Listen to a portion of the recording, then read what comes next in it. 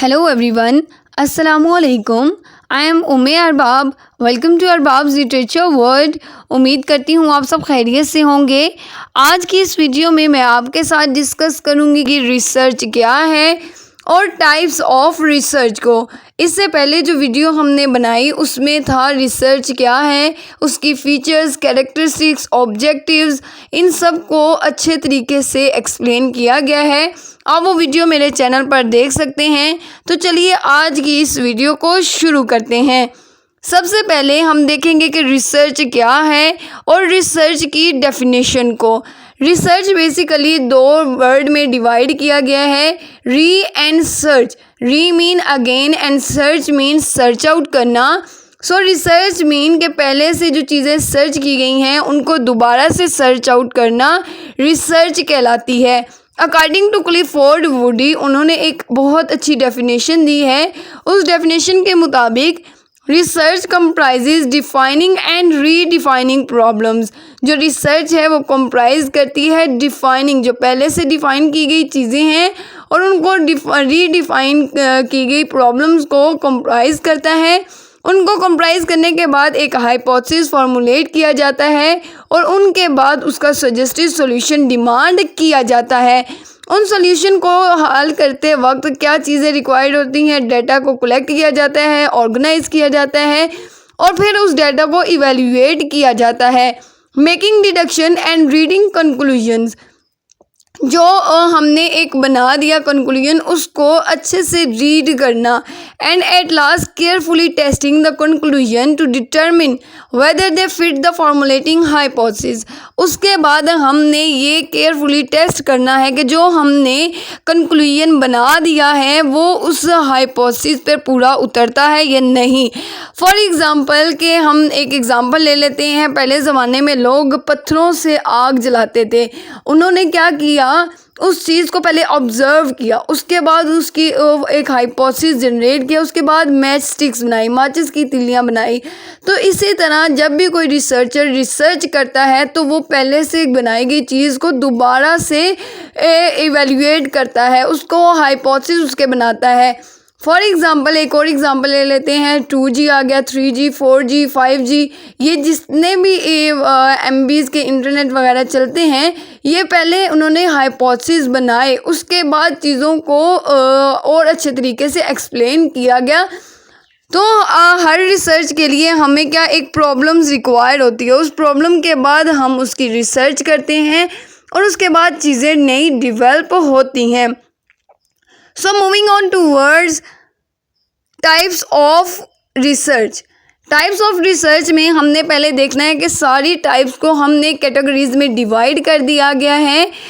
First जो है वो प्योर और अप्लाइड रिसर्च. उनको किस बेस पे डिवाइड किया गया है, on the basis of application.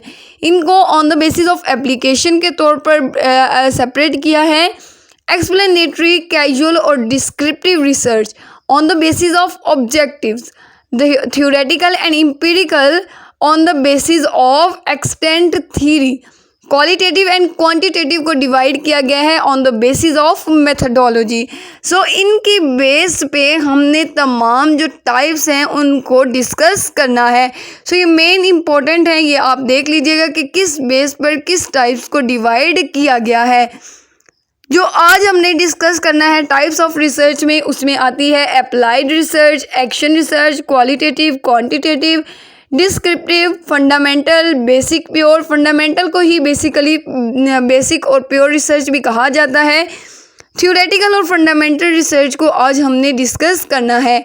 तो चलिए अब शुरू करते हैं टाइप्स ऑफ रिसर्च को. सबसे पहले आती है डिस्क्रिप्टिव रिसर्च. डिस्क्रिप्टिव जैसा कि नाम से ही पता चल रहा है कि चीज़ों को डिस्क्राइब करना.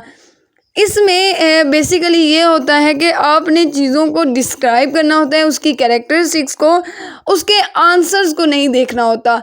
मीन के इसमें चीज़ें आती हैं व्हाट, व्हेन एंड हाउ. इसमें क्वेश्चंस आते हैं. Research that is used to describe the characteristics of population. It collects data that are used to answer a wide range of what, when and how, question pertaining, इनमें इन चीज़ों को describe करना है। For example एक accident होता है तो हमने डिस्क्रिप्टिव रिसर्च में ये रिसर्च करनी है कि ये जो एक्सीडेंट हुआ है क्यों हुआ है, किस वजह से हुआ है। एग्जाम्पल देख लेते हैं। What are the attitudes of parents, students and teachers concerning an extended school years, कि जो स्कूल ईयर्स का एक्सटेंशन है उसमें उनका क्या राय है, क्या वो उनकी कंसर्न है। How many students drop out of school, ये हमने डिस्क्राइब करना है कि हाउ, क्यों बच्चे हर साल ज़्यादा ड्रॉप होते हैं स्कूल में। तो इसमें हमने इसको जब रिसर्च करनी है तो हमने चीज़ों को डिस्क्राइब करना है। एनालिटिक रिसर्च, अब ये इसके ऑपोजिट है जो हमने डिस्क्रिप्टिव में देखा, और एनालिटिक में हमने हाउ का यूज़ देखना है। हाउ एंड वाई, चीज़ें क्यों होती हैं और किस वजह से होती हैं। द रिसर्चर यूज फैक्ट्स और information already available, analyse these two make this critical evaluation of the material, explaining why and how US trade balance move in a particular way over time is an example of analytic research. So इसमें क्या है कि चीज़ों को देखना है कि क्यों हुआ, US की ट्रेड का जो बैलेंस है वो किस वजह से बहुत ज़्यादा ओवर टाइम उनका बढ़ रहा है। तो इन चीज़ों को हमने देखना है। इसमें वाई का क्वेश्चन आएगा कि क्यों हुआ और कब हुआ, और उसमें था कि क्या हुआ, किस वजह से हुआ, वो हमने देखना है डिस्क्रिप्टिव रिसर्च में। Next is fundamental research. Fundamental research is also called basic और प्योर रिसर्च। फंडामेंटल रिसर्च को बेसिक और प्योर रिसर्च भी कहा जाता है। मीन कि अगर आप अपनी नॉलेज जनरेशन के लिए, थीरीज बनाने के लिए आप रिसर्च करते हैं, उसका कोई यूज़ नहीं होता। मीन के प्रैक्टिकल यूज़ नहीं होता। किसी इमीडिएट प्रॉब्लम को सॉल्व करने के लिए ये थीरीज यूज़ नहीं होती। ये थ्योरी बेसिकली यूज़ होती है गैदरिंग नॉलेज फॉर नॉलेज, मतलब कि सिर्फ और सिर्फ नॉलेज को इंक्रीज़ करने के लिए फंडामेंटल रिसर्च यूज़ होती है। इसीलिए इसको जो बेसिक और प्योर रिसर्च भी कहा जाता है। फंडामेंटल जैसा कि नाम से ही जाहिर हो रहा है, बुनियादी research. It is a type of scientific research which is conducted for expanding, मतलब कि नॉलेज को एक्सपेंड करने के लिए ये कंडक्ट की जाती है। Frontiers of knowledge rather than solving particular problem, ये किसी भी प्रॉब्लम को सॉल्व करने के लिए नहीं यूज़ की जाती, बल्कि अपने नॉलेज को एक्सपेंड करने के लिए यूज़ की जाती है। It involves investigation of new natural phenomena to generate new ideas, principles and their theories and focuses on making generation. It involves formulation of theory. तो इसमें चीज़ों को फॉर्मुलेट किया जाता है, नॉलेज को इंक्रीज किया जाता है rather than solving a particular problem. Next is attempting to explain why things happen. देखना है कि चीज़ें क्यों हैपन हुई। It is not meant for immediate use of application, तो हमने वही बात की कि इससे इसका इमीडिएट यूज़ नहीं करना। इमीडिएट यूज़ नहीं होता किसी भी प्रॉब्लम को सॉल्व करने के लिए इस रिसर्च में। The outcomes of basic research from the basic basis for many applied researches. It is not concerned with solving any particular problems for immediate rest. So example में आ जाती है study of symptoms of corona virus. तो हमने ये study किया था कि कोरोना वायरस के सिम्टम्स किस वजह से हुए। तो ये हमारी प्रॉब्लम्स तो सॉल्व नहीं कर सकती, लेकिन उसको गैदर किया नॉलेज फॉर नॉलेज के लिए। So another type is applied research. Applied research, ये दो चीज़ें जो है ना ऑपोजिट चल रही हैं। डिस्क्रिप्टिव रिसर्च और एनालिटिक रिसर्च ऑपोजिट चल रही है। तो हमने अभी रिसर्च की फंडामेंटल रिसर्च, और ये फंडामेंटल रिसर्च के अप्लाइड ऑपोजिट चलेगा। इसमें एक्शन होगा, इसमें प्रॉब्लम्स को सॉल्व किया जाएगा। Well accepted theories and principles built in the basic research are verified and applied on real life situation to find the solution. In applied, don't focus on making generalization, also called decisional research.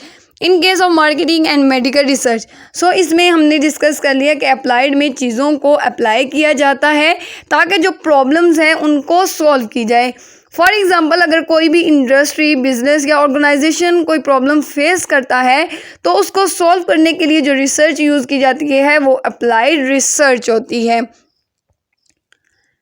So moving on towards action research. Action research means used to improve the quality of decision and action. It lays stress on developing the present situation to make this better. मतलब कि action करना, उसको एक decision लेना, action research और जो applied research है वो सेम ही है, दोनों को चीज़ों को सॉल्व करने के लिए यूज़ किया जाता है। Testing the purity of water in an area and taking necessary steps therefore to improve the quality of water. मतलब कि क्वालिटी ऑफ वाटर को बेहतर बनाने के लिए जो रिसर्च की जाती है वो एक्शन रिसर्च होती है, और इसके जो स्टेजेस हैं उनमें plan, act, observe and reflect, ये स्टेजेस आती हैं। Another type is quantitative research. Quantitative research also type of research methodologies which tries to quantify the data and establish cause and effect relationship between variables with the help of statistical methods. तो quantitative में क्या होता है, facts and figures को, cause and effects को measure किया जाता है। इसमें जो मेथड्स आते हैं वो telephone survey, personal interview, web surveys, hybrid method, ये सारे मेथड यूज़ किए जाते हैं। Research carries out to know the sales of various toothpaste brands in a quarter by different companies of industries. So इसमें जो रिसर्च की जाती है वो क्वांटिटेटिव बेस पे की जाती है रेदर देन क्वालिटेटिव। इसमें क्वांटिटेटिव में कितनी मेजर है, मेन के अगर लीटर का दूध हो गया, ये इस तरह की जो चीज़ें हैं ना कि जो सेल लगी होती है उसमें कितने % इन्होंने लिया, तो हमने इनमें क्वांटिफाई करना होता है, चीज़ों को क्वांटिटेटिव मेजर के तौर पर यूज़ करना होता है, क्वांटिटेटिव मेजर के तौर पर रिसर्च करनी होती है। और जो क्वालिटेटिव है उसमें हमारे जो फीलिंग्स हैं, इमोशंस हैं, ये सारी क्वालिटेटिव में आ जाती हैं। The qualitative research is one that involves quality और kind, that is when the research is to be on human behavior, attitude, culture and experience on the basis of observation and interpretation। मतलब कि हमने उनके behaviour, attitude, उनके culture, experience को हमने research करना है on the basis of observation and interpretation. तो हमने यहाँ पे क्या चीज़ें रिसर्च की, हमने मूड को रिसर्च किया, हमने फीलिंग्स को, उनके एटीट्यूड को, कल्चर को, बिहेवियर को रिसर्च किया। तो इसमें ये बात वाज़ेह हो गई कि क्वालिटेटिव में हमने जो इंसान की पर्सनल फीलिंग्स हैं उनको करना है, और क्वांटिटेटिव में हमने मेजर करना है चीज़ों को। Marketing research conducted to collect data regarding consumers taste and choices by analysing their buying behaviour. इसमें मेथड्स कौन से यूज़ होते हैं, focus group, depth interview, photo ethnography, ये सारे मेथड्स इसमें यूज़ किए जाते हैं। Next is applied research. Applied research का ऑलरेडी मैंने बता चुकी हूँ कि इसमें यूज़ किया जाता है, प्रॉब्लम को सॉल्व किया जाता है। How to monetise HIV AIDS disease, how to deal global warming, how to control deadly disease. तो अप्लाइड रिसर्च में हमने हाउ और इन सारी क्वेश्चन का आंसर देना है कि कैसे इनमें चीज़ों को अप्लाई किया जाता है जो हमने रिसर्च की होती है। Next is conceptual approach. जो कॉन्सेप्चुअल रिसर्च है इसमें हमने देखना है, हमने अपने इर्द गिर्द चीज़ें हैं ना उनको ऑब्ज़र्व करना है। मतलब कि कोई चीज़ एक्सपीरियंस नहीं करनी, कॉन्सेप्चुअल में हमने अपनी जो चीज़ें बैकग्राउंड में चल रही हैं उनको ऑब्ज़र्व करना है। Used by philosopher and thinkers to develop new concept और री इंटरप्रेट एग्जिस्टिंग वर्ड्स। मतलब कि ये जो फिलोसोफर और थिंकर्स हैं ना वो इस कॉन्सेप्ट को यूज़ करते हैं। Research is conducted by observing and analysing already present information on a given topic. मतलब कि जो गिवन टॉपिक है उस पर दोबारा से हमने रिसर्च करना है। Doesn't involve conducted any practical experiments. Isaac Newton, he observed his surrounding to conceptualize and develop theory about gravitation and motion। तो आइजैक न्यूटन ने भी अपने इर्द गिर्द जो चीज़ें हैं उनको ऑब्जर्व करके जो रिसर्च की वो कॉन्सेप्चुअल रिसर्च थी। Next is empirical research. Empirical research is a type of research based on observations experiment. जैसे कि नाम से पता चला है यहाँ पे एक्सपेरिमेंट किया जाता है, वहाँ पे जस्ट चीज़ों को ऑब्जर्व किया जाता था उसके बाद रिसर्च की जाती है, और यहाँ पे चीज़ों को एक्सपेरिमेंटली हमने चीज़ों को देखना है। If listening to happy music while working any promote creativity. हमने ये देखना है कि म्यूज़िक जब हम काम कर रहे होते हैं तो हमें जो म्यूज़िक है वो अच्छा लगता है सुनना, तो वो किस वजह से है। हमने उसके एक्सपेरिमेंट करना है, एक्सपेरिमेंटली हमने एम्पिरिकली उस चीज़ को देखना है। Next is basic, fundamental, pure and theoretical research. ये सारी एक ही रिसर्च है, जैसा कि पहले ही मैंने इन सबको डिस्कस कर लिया है।